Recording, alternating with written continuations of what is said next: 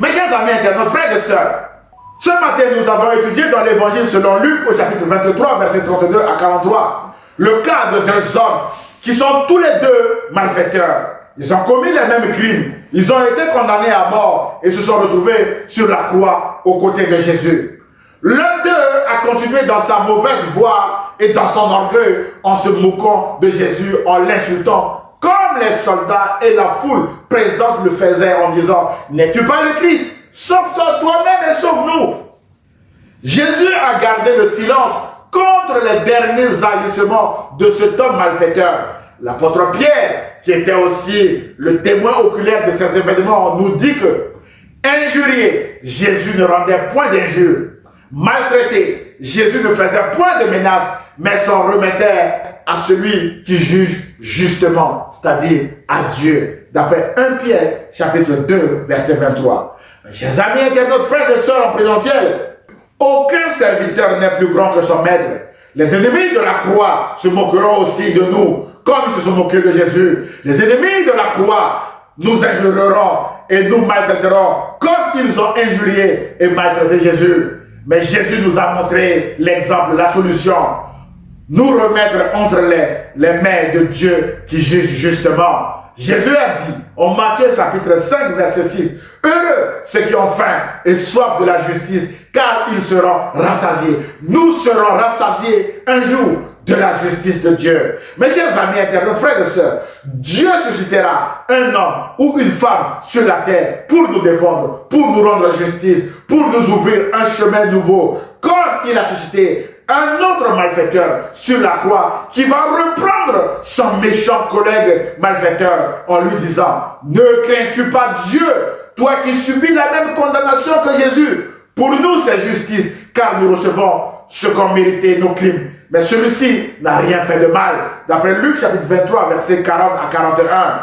Mes chers amis internautes, c'est exactement comme si ce malfaiteur avait lu Galates chapitre 6, verset 7 à 8, qui dit « Ne vous y trompez pas, on ne se moque pas de Dieu. Ce qu'un homme aura sémé, il le moissonnera aussi. Celui qui sème pour sa chair, moissonnera de la chair la corruption ou la mort éternelle. » Autrement dit, mes bien-aimés, cet homme est en train de dire à son collègue « Nous avons sémé des crimes et nous moissonnons la mort de la croix. » Et la bonne nouvelle est que ce malfaiteur va placer son espérance sur le retour de Jésus en lui disant « Souviens-toi de moi quand tu viendras dans ton règne. » Mon frère, ma soeur, en qui placez-vous votre espérance ce matin?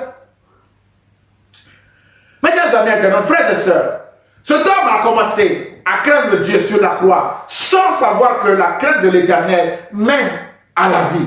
Proverbe chapitre 19, verset 23. Cet homme a placé son espérance dans le retour de Jésus comme au roi pour juger le monde et régner. Or, l'espérance est la foi dans le futur. Cet homme, mes bien-aimés, vient de changer de direction à la croix. Cet homme a tous les ingrédients pour avoir la vie éternelle. Voilà pourquoi Jésus lui déclare, je te le dis en vérité, aujourd'hui tu seras avec moi dans le paradis. D'après Luc chapitre 23, verset 43, qui est notre verset du jour. Mon frère et ma soeur, mes chers amis internautes, nous moissonnerons autant convenable les fruits de nos actions ou inactions, comme ces deux hommes crucifiés aux côtés de Jésus.